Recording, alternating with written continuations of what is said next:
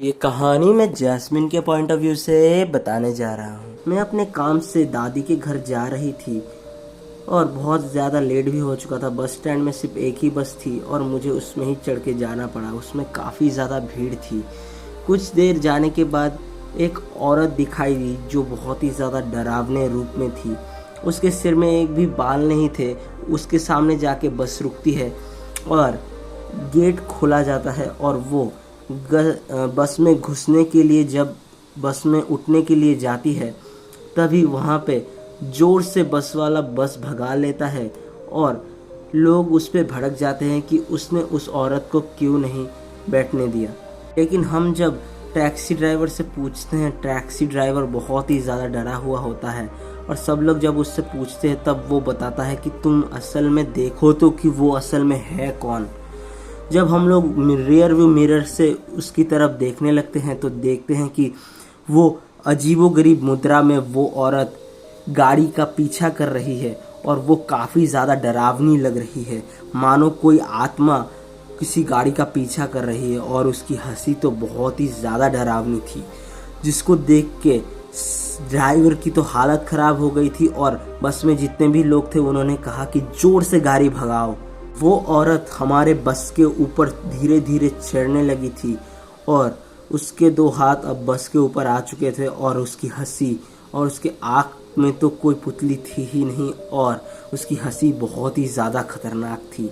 मैं सबसे बस के सामने बैठी थी और मुझे बहुत ही ज़्यादा डर लग रहा था और मैंने उसके मुंह पे एक लात मार दी और वो वहीं से पीछे गिर गई और फिर भी वहाँ से हंसने लगी अजीबोगरीब तरीके से। जब हम लोग बस स्टैंड में पहुँचे तो हम लोग जल्दी से जल्दी वहाँ से निकलने लगे और एक ग्रॉसरी स्टोर में मैं जाके रुक गई और कुछ ग्रॉसरी का सामान खरीदने लगी। इतनी डरी हुई थी कि मैंने ग्रॉसरी स्टोर मैनेजर को सारी बात बता डाली और फिर उसने कहा कि मुझे पता है, मुझे ज़्यादा आश्चर्य नहीं हुआ। आपने जिस औरत को देखा उसको कैंसर था और उसके बाल बहुत तेज़ी से झड़ने लगे, जिसकी वजह से उसकी मानसिक स्थिति खराब हो गई और वो पागल सी हो गई थी, पागलों जैसी हरकतें करती थी। एक दिन जब वो रोड्स क्रॉस हो रही थी तभी वो बस आके उसको टक्कर मार देती है और उसकी मौत हो जाती है। आप जिस बस में बैठी थी वो वही बस थी जिसने उसको टक्कर मारी थी और हर रात 12 बजे के बाद उस औरत की आत्मा उस बस में बैठे हुए लोगों को परेशान करती है। और जब मैंने बाहर निकल के देखा तो वो बस वहीं पे मौजूद थी और मुझे बहुत ही ज़्यादा डर लगने लगा था।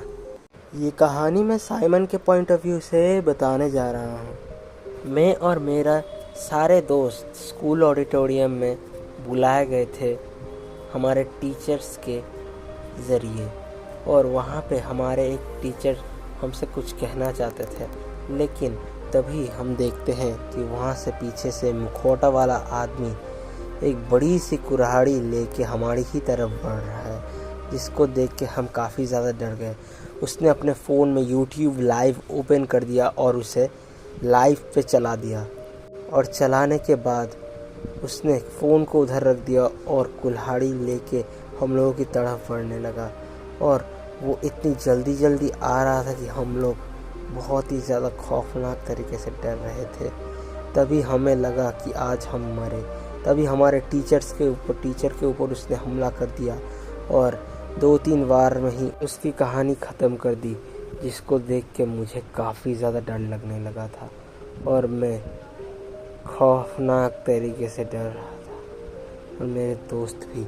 और मेरी एक दोस्त काफ़ी ज़्यादा चिल्ला के वहाँ से भागने की कोशिश कर रही थी।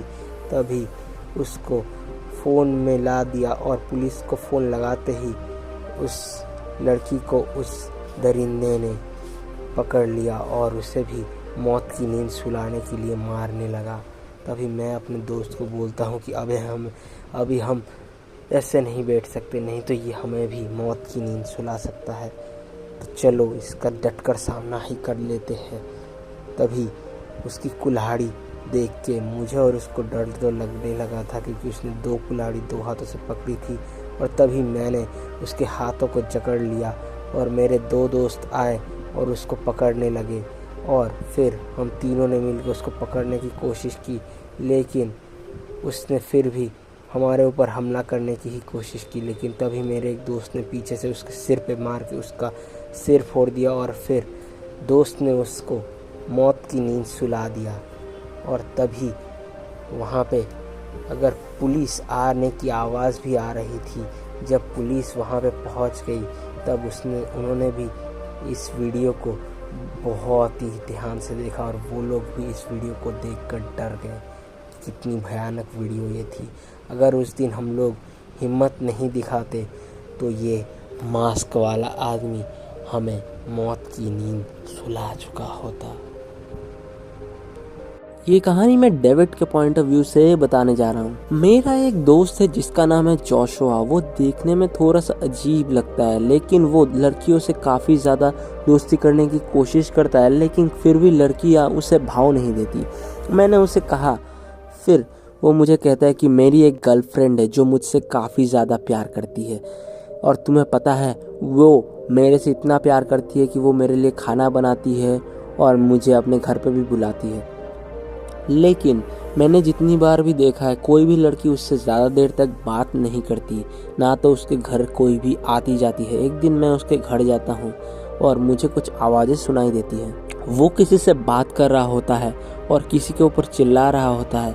मुझे लगा था कि वो अपनी गर्लफ्रेंड से बात कर रहा है, लेकिन फिर मैंने अच्छी तरीके से सुना और फिर उसको कॉल किया बाहर आके, ताकि उसे शक ना हो कि मैं वहाँ पे ही हूँ।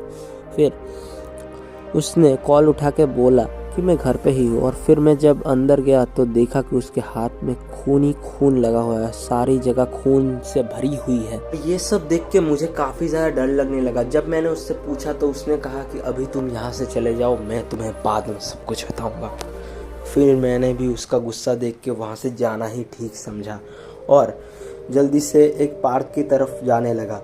और फिर मैं जब पार्क में बैठा था तभी मैंने उसको कॉल किया, लेकिन उसका कॉल नहीं लग रहा था। जब मैं उसके घर जाने की कोशिश करने लगा तभी मैंने देखा कि रोड पे वो एक लड़की के साथ आर्गुमेंट कर रहा है और वो लड़की उससे दूर जा रही है और वो उससे फिर भी झगड़ा किए जा रहा है। जब वो उससे पकड़ने की कोशिश करता है तो पब्लिक के लोग उसे पीटने लगते हैं और उसे पुलिस स्टेशन में जाके बंद कर देते हैं। और फिर इंटरोगेशन के बाद पता चलता है कि दोस्तों उसने अपनी ही गर्लफ्रेंड को पहले मौत के घाट उतार के उसके टुकड़े टुकड़े कर दिए थे, जिसको करते हुए मैंने उसे देख लिया था।